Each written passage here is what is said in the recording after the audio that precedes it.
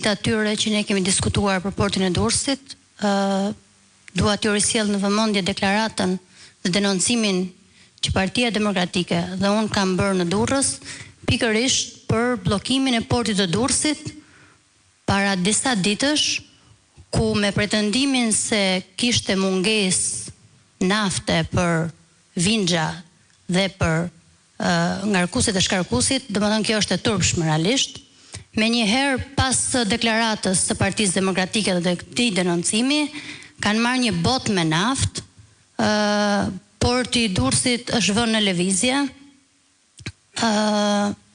kanë emëruar në mënyrë emergjente nën drejtor të portit të Durrësit djalin e tezës së Pirro Vëngut, pra për të treguar që portin e Durrësit ata e kanë pjesë private dhe e cilësojnë si pasuri të tyre private dhe jo si pasuri kombëtare dhe si porta hyrëse, e cila jo vetëm durrësakët, por gjithë Shqipëria do duhet ta mbrojë.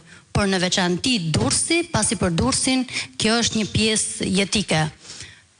Doktor, do duhet që në ditët në vazhdim të kërkojmë përpara se këta të bëjnë manovrat e tyre që dinë të bëjnë, të kërkojmë edhe komisione hetimore, duke marrë parasysh që KLSH-ja është duke bërë auditimin në këto ditë që flasim për portin e Durrësit. Duhet parë, po themi, qëndrimi i trageteve, sa qëndrohet dhe sa faturohet. Pra në informacionet që unë kam, patjetër që aty ka problematika dhe do duhet që ne si Parti Demokratike ta rishikojmë si problem jo vetëm këtë problem, por edhe problematikat e tilla.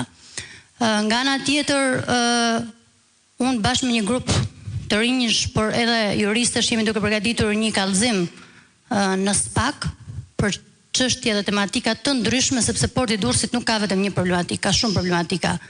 Edhe ka shumë problematika sepse në portin e Durrësit është vetë Edi Rama.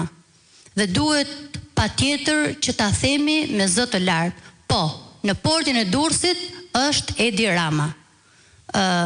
Më lejoni që të sjell edhe një problem tjetër, i cili Partia Demokratike do duhet ta monitorojë ditët në vazhdim, dhe sidomos deputetët e Durrësit janë bërë blerje të ndryshme për sigurinë dhe për pjesën digjitale, të cilat janë blerje fiktive dhe asgjë nuk funksionon në portin e Durrësit.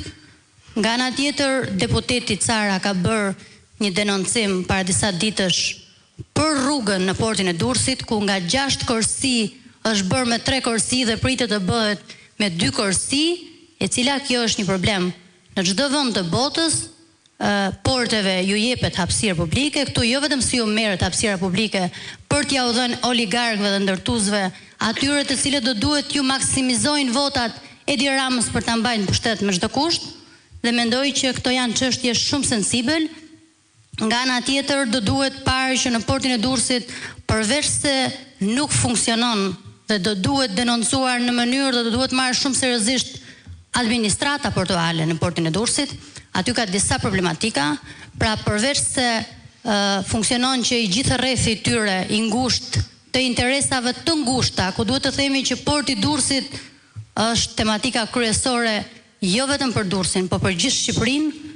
Unë si njeri politik, e cili duhet të them që jam prej disa fushatash në Durrës, e njoh mirë edhe problematikën e portit të Durrësit, patjetër që kam informacione të detajueshme për problematikat të cilat do duhet që në vazhdimsi ti monitorojmë, ti denoncojmë. Kjo është detyra jonë, Partia Demokratike këtë ka detyrë të denoncojë, patjetër që të kërkojmë edhe hetime dhe në grupet, po themi, komisionet hetimore në parlament. Edhe pse ata nuk i përgjigjen, ne e dim këtë gjë, janë kërkuar disa herë. Fakti që ky kryeministër ka uzurpuar çdo pushtet dhe përpiqet që pushtetin ta mbajë me çdo kusht, ne e dim që ata prap nuk do t'i përgjigjen, por ajo çka duhet të bëjë Partia Demokratike dhe ajo çfarë ne po bëjmë çdo ditë është që ne të jemi pranë qytetarëve. Ka pasur një mbledhje, doktor, me drejtuesit e agjencive në portin e Durrësit, pas deklaratës Partisë Demokratike që kemi bërë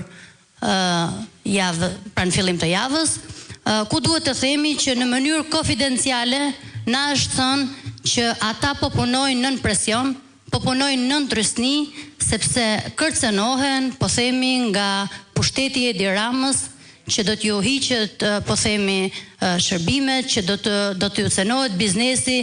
Mendoj që sot jo vetëm shqiptarët, jo vetëm qytetarët, sot edhe biznesi është në një presion të jashtëzakonshëm nga, po themi, nga, unë nuk do thoja narko-qeveria, unë do thoja narko realisht, sepse këta janë thjesht narko, s'ka më shtet, nuk ka më narko shtet aty, shtet nuk ka fare. Edi Rama nuk po qeveris më, po qeverisin njerëzit rreth Edi Ramës, po qeverisin bandat kriminale, ku duhet themi që në Durrës bandat kriminale kontrollojnë pjesën më të madhe të portit të Durrësit, emërimet e drejtorëve dhe tashmë djali Tezës Pirovëngut, i cili në kohën kur Pirovëngu ka qenë drejtori i portit të Durrësit, ku duhet të themi që për shkak të mungesës, neglizhencës dhe keqdashjes së tij, sot ka shumë problematika në portin e Durrësit. Djali i Tezës tij ka qenë drejtor operacional dhe ai drejtor porti. Pra këta portin e kanë të vetin, e ndajnë mes familjarëve, e ndajnë mes rrethit ngushtë të Edi Ramës. Faleminderit. Faleminderit Koçana. Jap fjalën sipas rast drejtuesit Departamentit Transportit zotit Besnik Dervishi dhe më pas drejtuesit Departamentit Mjedisit zotit Jamar Maltezi. Faleminderit. Përshëndetje të gjithëve, përshëndetje doktor Berisha. Po jap një këndvështrim të Departamentit Transportit.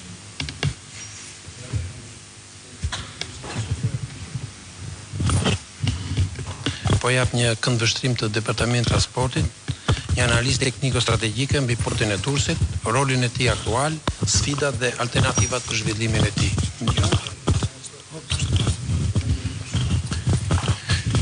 Në Bregdetin shqiptar, 13 vite më parë funksiononin 7 porte.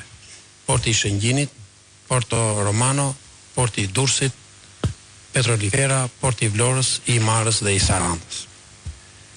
Sigurisht, porti më rëndësishëm ishte porti i Durrësit. Si për pozicionin e tij strategjik si porta hyrëse e korridoreve europiane, veçanërisht e korridorit 8, ashtu dhe për kapacitetin e tij përpunues. Ky port ka një gjatësi kalatash prej 2200 metrash dhe një volum të përgjithshëm përpunimi prej rreth 4 deri 5